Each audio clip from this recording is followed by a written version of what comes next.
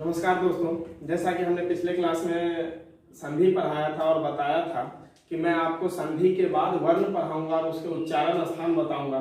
तो मैंने आपको उच्चारण स्थान बता दिया है। अब हम चलते हैं वर्ण क्या होता है, वर्ण के बारे में समझेंगे कि वर्ण कितने हैं, इसका उपयोग कहाँ कहाँ किया जाता है, कैसे होता है। ठीक है दोस्तों, तो सबसे पहले हम चलते हैं वर्ण पे। तो देखते हैं वर्ण क्या होता है। इसका हम परिभाषा सबसे पहले समझते हैं। इसका हम परिभाषा सबसे पहले समझते हैं। वर्ण क्या होता है? वर्ण वह सार्थक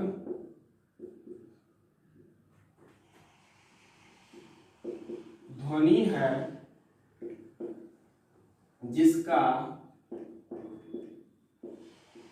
कोई खंड या टुकड़ा नहीं किया जाता है, नहीं किया जाता है, उसे क्या कहते हैं? वर्ण कहते हैं। उसे वर्ण कहते हैं। ठीक है दोस्तों, तो अब हम देखते हैं वर्ण। हमने क्या देखा कि कहता है वर्ण वह सार्थक ध्वनि है जिसका कोई खंड या टुकड़ा नहीं किया जा सकता है। जैसा कि हम संधि पढ़े थे, तो संधि में हर एक वर्ण का अलग अलग हमने टुकड़ा बनाया था, हर एक शब्द का टुकड़ा बनाया था। लेकिन वही जब हम वर्ण पढ़ते हैं तो वर्ण में कोई भी वर्ण अर्थात वर्ण के जो भेद होते हैं उसमें से हम किसी का भी टुकड़ा नहीं कर सकते हैं। फिर इसी का वर्ण का जो एक भेद है व्यंजन वर्ण, व्यंजन वर्ण में हम उसका टुकड़ा करेंगे, लेकिन स्वर वर्ण में हम व्यंजन वर्ण का टुकड़ा नहीं करेंगे। तो व्यंजन वर्ण के जितने भी वर्ण होंगे उसका हम टुकड़ा करेंगे, लेकिन वर्ण का जो पहला भेद होता है स्वर, उसका हम कोई टुकड़ा नहीं करते हैं। तो हमने वर्ण देख लिया, वर्ण क्या होता है। अब हम देखते हैं वर्ण के भेद कितने होते हैं। वर्ण के भेद कितने होते हैं दोस्तों, मैं आपको बता दूं, जब हम पढ़ाते हैं तो आप अपने साथ कॉपी और कलम दोनों रखिएगा ताकि आपको लिखने में सहूलियत होगी। तो हम अब देखते हैं वर्ण के भेद कितने होते हैं। ठीक है, तो वर्ण के दो भेद होते हैं। सबसे पहला होता है स्वर वर्ण, स्वर वर्ण, और दूसरा होता है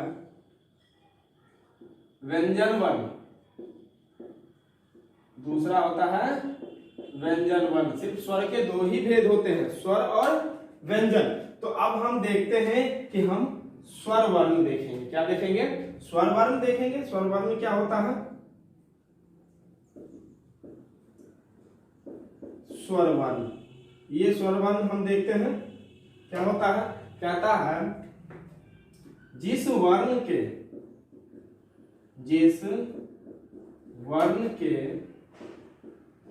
उच्चारण में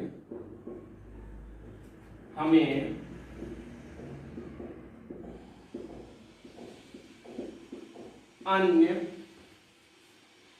अन्य किसी वर्ण की सहायता न लेनी पड़े, उसे क्या कहेंगे? हम स्वर वर्ण कहते हैं। उसे स्वर वर्ण कहते हैं। उसे स्वर वर्ण कहते हैं। जिस वर्ण के उच्चारण में हमें, स्वर वर्ण कहा है, जिस वर्ण के उच्चारण में हमें अन्य किसी भी वर्ण की सहायता नहीं लेनी पड़े, वह कौन सा वर्ण कहलाएगा? स्वर वर्ण कहलाएगा। अब वो कितने हैं स्वर वर्ण जिसके उच्चारण में हमें अन्य किसी वर्ण की सहायता नहीं लेनी पड़ेगी? तो हम लिखते हैं इसकी संख्या कितनी है? 13 है। इसकी संख्या 13 है। अब वह 13 संख्या कौन है वो भी मैं आपको लिख देता हूं। अ, आ, हर्ष ए, दीर्घ ए, हर्ष उ, दीर्घ उ, री, बरीड़ी, लिड़ी, ए, आई, ओ और औ। ये 13 संख्या है। यह 13 वर्ण है जिसमें हमें किसी और वर्ण की सहायता नहीं लेनी पड़ेगी। ये अकेले ही बोले जाएंगे। स्वर को बोलने के लिए हमें और किसी वर्ण की सहायता नहीं लेनी पड़ती है। ठीक है दोस्तों, अब हम देखते हैं कि स्वर वर्ण के कितने भेद होते हैं। स्वर वर्ण के कितने भेद होते हैं वह भी हम देखते हैं। स्वर वर्ण के 3 भेद होते हैं। कितने भेद होते हैं? 3 भेद होते हैं, जिसमें पहला वर्ण होता है ह्रस्व स्वर। ह्रस्व स्वर। दूसरा होता है दीर्घ स्वर। दीर्घ स्वर। और तीसरा होता है प्लुत। प्लुत स्वर। तीसरा कौन सा स्वर होता है? प्लुत स्वर। अर्थात ये 3 स्वर जो हैं किसके भेद हैं? स्वर वर्ण के भेद हैं। किसके भेद हैं?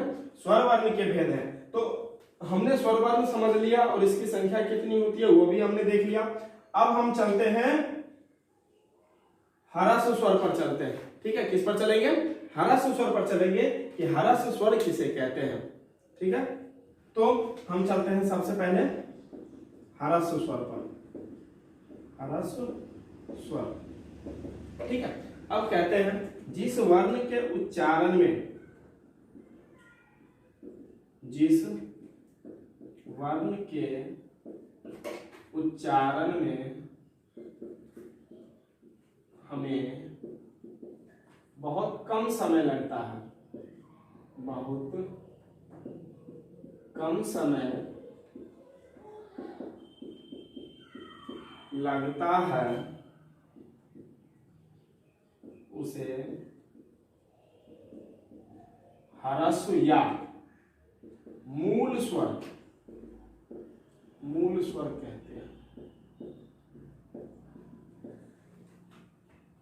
हम ह्रस्व स्वर को मूल स्वर भी कह सकते हैं। ठीक है, अगर हमारे एग्जाम में ह्रस्व न लिखकर हमसे पूछा जाए कि मूल स्वर क्या होता है, किसे कहते हैं, तो हमारा यही परिभाषा जो होगा, जो ह्रस्व स्वर का वही परिभाषा मूल स्वर का, क्योंकि ह्रस्व स्वर ही मूल स्वर होता है। ठीक है, तो अब पूछिएगा आप लोग कि ह्रस्व स्वर कितने होते हैं, इसकी संख्या कितनी होती है। तो इसकी संख्या, इसकी संख्या 5 होती है। कितने? 5 होते हैं। इसकी संख्या 5 होती है। अब वह 5 संख्या कौन कौन है, 5 वर्ण कौन कौन है जो ह्रस्व स्वर होंगे? तो होगा अ, हर्ष ई, हर्ष उ, री और ली। ये 5 वर्ण कौन से हैं? ह्रस्व स्वर हैं। ये 5 वर्ण जो है वह कौन से हैं? वह ह्रस्व स्वर हैं। कौन से स्वर हैं? ह्रस्व स्वर हैं। अब दूसरा स्वर वर्ण का दूसरा भेद क्या था? दूसरा भेद था दीर्घ स्वर।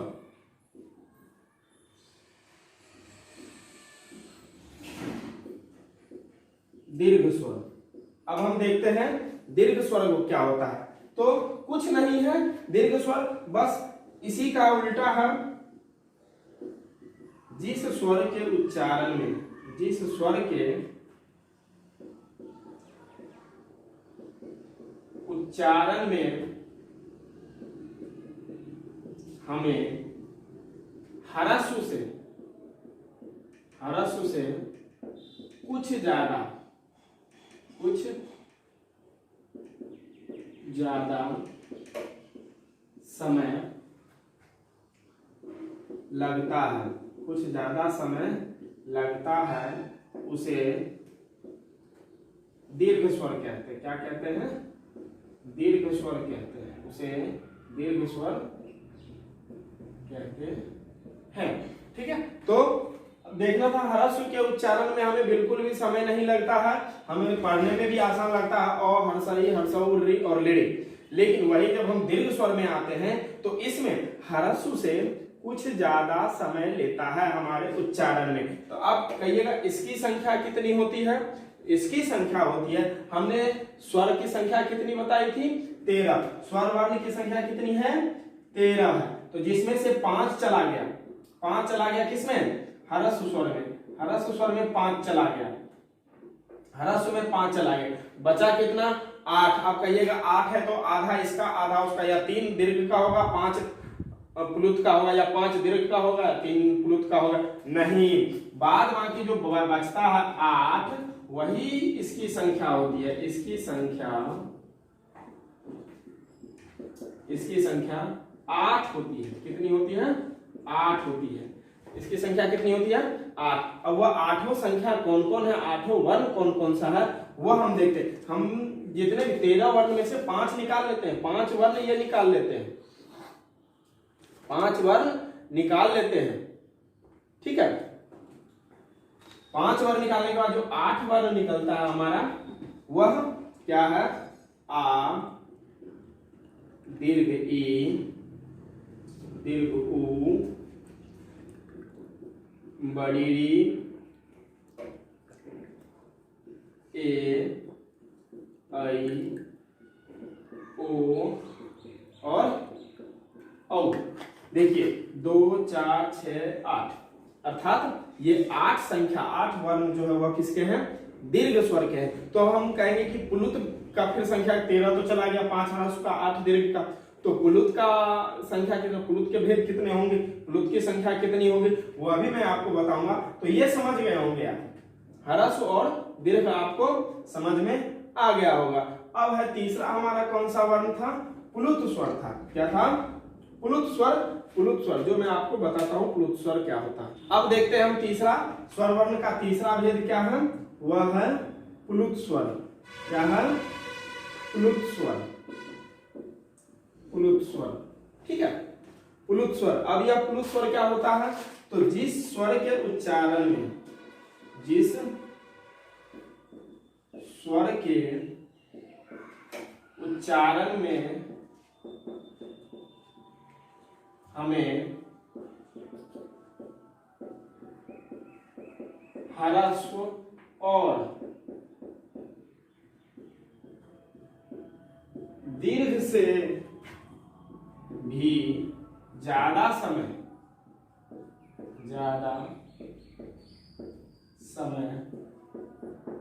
लगता है उसे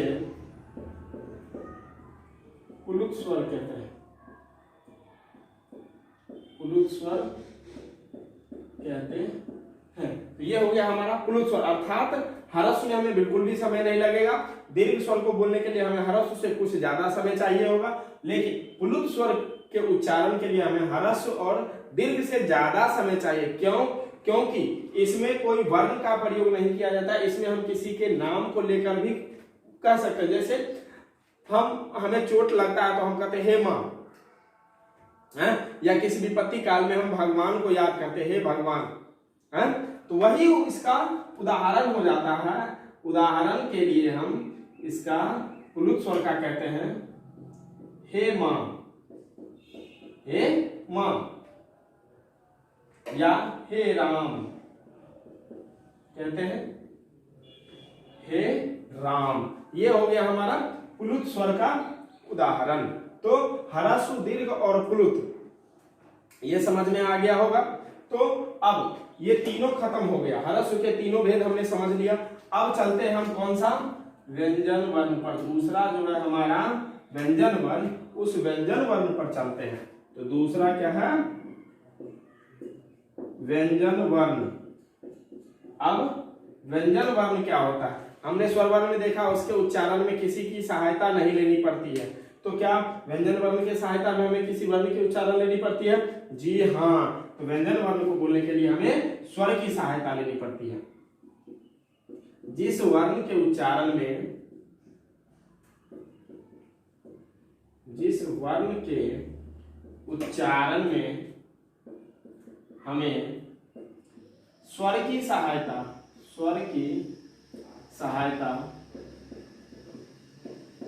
लेनी पड़े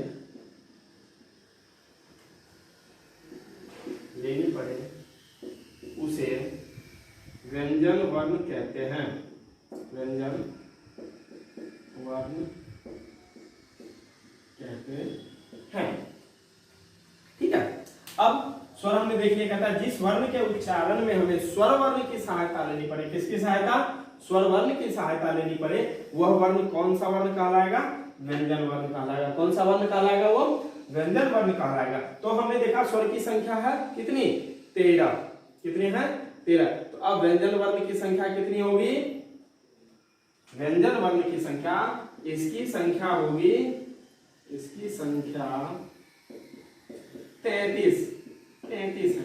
कितने हैं? 33। 33 है। अब वह 33 वर्ण कौन सा? हमने ए आई ओ औ तक ले लिया, उसका हमने ए वर्ण का क्या छोड़ा? अंग और अ छोड़ दिया है। अब हम यहां से लेते हैं 33 जो है क वर्ग से लेकर यथा, अर्थात इसका जो संख्या है क वर्ग से ह तक, ह तक। ठीक है, क वर्ग से ह तक इसकी संख्या 33 है। आप जोड़ लीजिएगा, क वर्ग से लेकर ह तक संख्या कुल मिलाकर 33 हो जाता है। क, च, ट, त, प। ठीक है, 5 होते हैं ये। एक वर्ग में कितने वर्ण होते हैं? 5 होते हैं। तो 5 है 25, 25 हो गया म तक, क वर्ग तक। अब 8 य, र, ल, व, तालव्य स्वर, मूर्धन्य स्वर, दंत स्वर और ह, ये सभी मिलाकर ह तक, क वर्ग से लेकर ह तक ये होते हैं व्यंजन वर्ण की संख्या। ठीक है, अब कहिएगा अक्षर, तरह, ज्ञ, ये सभी मैं आपको बताऊंगा, तो हमें व्यंजन वर्ण भी पढ़ने में कोई कहीं से दिक्कत नहीं होगी। तो स्वर और व्यंजन हमने समझ लिया।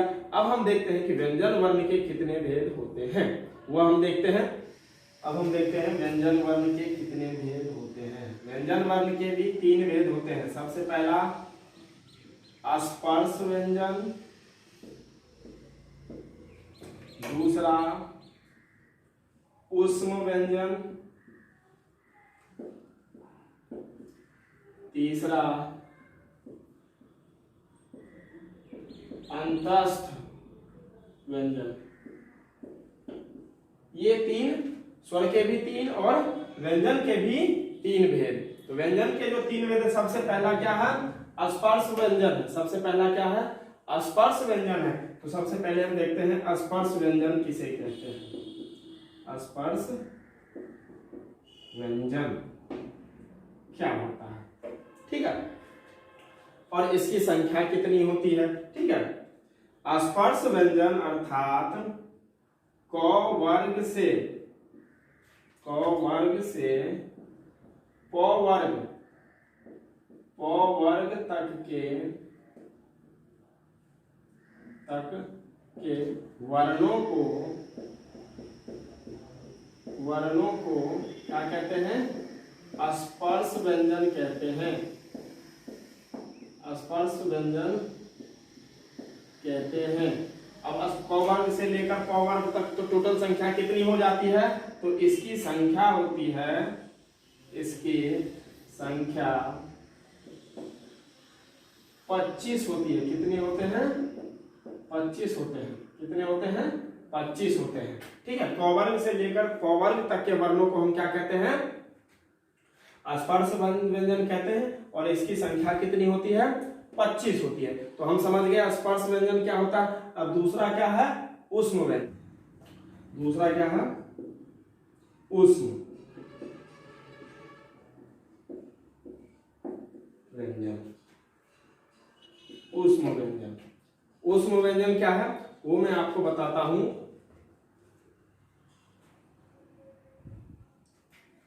ऊष्म व्यंजन तालव्य स्व, मूर्धन्य स्व, दंत स्व और ह को ऊष्म व्यंजन कहते हैं। ऊष्म व्यंजन कहते हैं। तो अर्थात हमें ये समझ आएगा। अब इसकी संख्या लिखने की जरूरत नहीं पड़ेगी क्योंकि ये 4 ही हैं। तालव्य स्व, मूर्धन्य स्व, दंत स्व और ह, ये 4 ही ऐसे वर्ण हैं जिन्हें क्या कहा जाता है? ऊष्म व्यंजन कहा जाता है। ठीक है, ये हो गया हमारा ऊष्म व्यंजन। तीसरा हमारा कौन सा है? अंतस्थ व्यंजन। तीसरा क्या है? अंतस्थ व्यंजन। अब बच क्या गया हमारा? य, र, ल और वो को क्या कहते हैं? अंतस्थ व्यंजन। अंतस्थ व्यंजन कहते हैं। अर्थात 4 इसमें भी है, 4 इसमें भी, 4 4 8 और 25 स्पर्श व्यंजन के, 25 और 8 33। तो हो गया, हम समझ गए स्पर्श व्यंजन, ऊष्म व्यंजन और अंतस्थ व्यंजन। अर्थात हमने व्यंजनों के भेद को भी देख लिया। अब हम कहिएगा कि अक्षर और ज्ञ, तो उसको कहा जाता है संयुक्त वर्ण। क्या कहा जाता है? संयुक्त वर्ण, जिसमें आता है आपका अक्षर और ज्ञ को संयुक्त व्यंजन कहते हैं। क्या कहते हैं? संयुक्त व्यंजन। ये भी व्यंजन का ही है, संयुक्त व्यंजन कहते हैं। अक्षर और ज्ञ, ये क्या हो गया आपका? संयुक्त व्यंजन हो गया। ठीक है, तो अब आप जोड़ लीजिए 33 और उधर 13, कितना हो गया? 46, 46 और 3 कितना हो गया? 49, और 3 जो आपका रह जाता है अंग, अह और एक वर्ण जो हमने वरीडी का लिया है वह भी इसी सब में आता है। ठीक है, वो सभी संयुक्त में भी आता है। तो हम ये समझ गए, स्वर और व्यंजन समझ गए। ठीक है, तो ये हो गया आपका वर्ण और वर्णों के उच्चारण स्थान भी हमने पढ़ा दिया आपको, वर्ण के भेद भी बता दिए, कितने भेद होते हैं स्वर और व्यंजन। अब हम आगे चलते हैं, इसी में आता है एक आपका अल्प प्राण और महाप्राण। ये दोनों पढ़ना भी बहुत जरूरी है। ठीक है, तो अल्प प्राण और महाप्राण देखते हैं क्या होता है। देखिए, अब अल्प प्राण क्या होता है, यहां देखते हैं, वर्ण का ही है अल्प प्राण। ये क्या होता है? कहता है सभी वर्गों का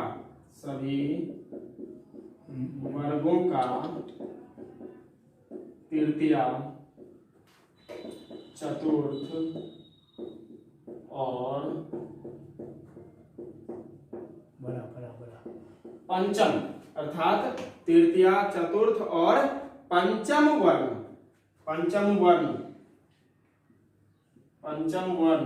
तथा तथा य, र, ल और वो, ये सभी कौन से वर्ण हो जाएंगे आपके? अल्प प्राण हो जाएंगे। क्या हो जाएगा? वह क्या है? अल्प प्राण कहलाते हैं। अल्प प्राण कहलाते हैं। तो अब किसी भी वर्ग का, कौन सा? क वर्ग से लेकर प वर्ग तक लेते हैं। क, जैसे हम क वर्ग एक पूरा लिखते हैं, क, ख, ग, घ और अंग। ठीक है, तो इसमें से कहता है तृतीया, चतुर्थ और पंचम। मैंने बताया हर एक वर्ग में 5 ही वर्ण होते हैं। तो सबसे पहले तृतीया, ग, चतुर्थ घ और पंचम अंग, ये सभी क्या हो जाएंगे आपके? अल्प प्राण हो जाएंगे। क्या हो जाएंगे? अल्प प्राण। ठीक है, ये है आपके अल्प प्राण, या य, र, ल, व, ये भी आपके अल्प प्राण ही है। अब दूसरा क्या है? महाप्राण है।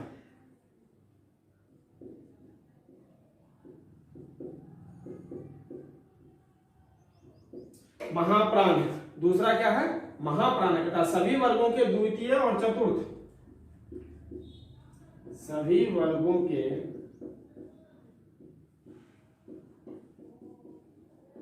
द्वितीय और चतुर्थ, अर्थात जो भी वर्ग होगा उसका दूसरा वर्ण और चौथा वर्ण तथा तालव्य स, मूर्धन्य स, दंत स और ह। तालव्य स, मूर्धन्य स, दंत स और ह, ये सभी जो आपके हो जाएंगे, क्या हो जाएंगे? महाप्राण हो जाएंगे। क्या कहलाते हैं? महाप्राण कहलाते हैं। महाप्राण कहलाते हैं। ठीक है, अब किसी भी वर्ग का, अब हम इसी में से ले लेते हैं। कहता है द्वितीय और चतुर्थ। द्वितीय में क्या हो गया? ख हो गया, और चतुर्थ में क्या हो गया? घ हो गया। इसके साथ साथ तालव्य स, मूर्धन्त स, दंत स और ह, ये सभी क्या है आपका महाप्राण है। क्या है? महाप्राण। क्या है आपके? महाप्राण। कौन से वर्ण है? महाप्राण वर्ण है। तो अल्प प्राण, महाप्राण, ये भी हमने समझ लिया। और वर्ण भी मैंने पूरा देख लिया। वर्ण के दो भेद होते हैं, स्वर वर्ण और व्यंजन वर्ण। स्वर वर्ण के भी तीन भेद होते हैं, ह्रस्व स्वर, दीर्घ स्वर और प्लुत स्वर। उसी प्रकार व्यंजन के भी तीन भेद होते हैं, स्पर्श व्यंजन, ऊष्म व्यंजन और अंतस्थ व्यंजन। इसके अलावा हमने दो चीज और देखा, अल्प प्राण देखा और महाप्राण देखा। अब इसके अलावा एक चीज और देखने की बात है, प्रत्याहार। क्या देखना है हमें? प्रत्याहार। जो प्रत्याहार महर्षि पाणिनि के द्वारा 14 सूत्रों में विभक्त किया गया है। कितने सूत्रों में विभक्त किया गया है? 14 सूत्रों में विभक्त किया गया है। वह 14 सूत्र है क्या? प्रत्याहार। क्या देखते हैं? प्रत्याहार देखते हैं। ठीक है। अब प्रत्याहार होता क्या है, यह कौन सा वर्ण है, यह कौन सा शब्द है, तो मैं आपको बताता हूं। प्रत्याहार जो है वह महर्षि पाणिनि के द्वारा लिखित 14 सूत्रों में विभक्त किया गया है। कितने सूत्रों में विभक्त किया गया है? 14 सूत्रों में विभक्त किया गया है। जो आप अगर देखते हैं, लिखते हैं या समझते हैं सही से, तो आप बिल्कुल आपको समझ में आ जाएगा, पढ़ना भी आ जाएगा। ठीक है। तो प्रत्याहार होता क्या है वो मैं आपको बतलाता हूं। उसी 14 सूत्र में प्रत्याहार की रचना की गई है। उसके अलावा प्रत्याहार में भी दो वर्ण होते हैं। प्रत्याहार में दो वर्ण होते हैं। तो प्रत्याहार में जो दो वर्ण होते हैं वह एक होता है पहला अंतिम वर्ण और दूसरा होता है अंतिम हल वर्ण। ठीक है। तो सबसे पहले देखते हैं अंतिम वर्ण। कहता है अंतिम वर्ण किसी न किसी पाणिनि सूत्र का, किसी न किसी पाणिनि सूत्र का अंतिम हल वर्ण होता है। अर्थात वह जो होगा अंतिम वर्ण महर्षि पाणिनि के द्वारा उस 14 सूत्रों में से किसी एक न एक से मिला जुला होगा वो। ठीक है। उसके बाद है और प्रथम वर्ण। प्रथम वर्ण उस हल वर्ण से पूर्व, हमने कहा दो वर्ण, एक अंतिम वर्ण और एक प्रथम वर्ण। तो प्रथम वर्ण होता है, प्रथम वर्ण उस हल वर्ण से पूर्व कहीं ना कहीं मौजूद रहता है। कौन सा हल वर्ण? जो अंतिम वर्ण में हल वर्ण आया था उससे पूर्व वह कहीं ना कहीं मौजूद रहता है। तो मैं सबसे पहले प्रत्याहार जो होते हैं 14 होते हैं, वह 14 प्रत्याहार मैं आपको लिख देता हूं, इसमें से आपको पता चल जाएगा। ठीक है। जिसमें दोस्तों ये है प्रत्याहार के 14 सूत्र। अब इसको पढ़ने में देखते हैं थोड़ा कठिनाइयां आएंगी, लेकिन जब इसको 2-3 बार पढ़िएगा तो आपको याद ही हो जाएगा। तो सबसे पहला प्रत्याहार जो कहता है आई उन और ई उन, अलग अलग करके पढ़िएगा तो फिर एक साथ मिला दीजिएगा तो वो पढ़ने में आसानी होगा। आई उन, री लिरिक, ए ओंग, ए आई औच। उसके बाद है हाय वरट, लन, यमंग गणनम, झवंग, घड़ धस, जब गढ़ धस, खप छठ थच तब। उसके बाद है कपय, सस सर, हल। ये आपके 14 प्रत्याहार के सूत्र हैं। जो इन्हीं 14 सूत्रों पर पूरा प्रत्याहार की व्याख्या की गई है, पूरी रचना की गई है। किनके द्वारा? तो महर्षि पाणिनि के द्वारा। यह भी मैं आपको बता देता हूं, यह जो 14 सूत्र यहाँ पर लिखे गए हैं वह किनके द्वारा है? तो महर्षि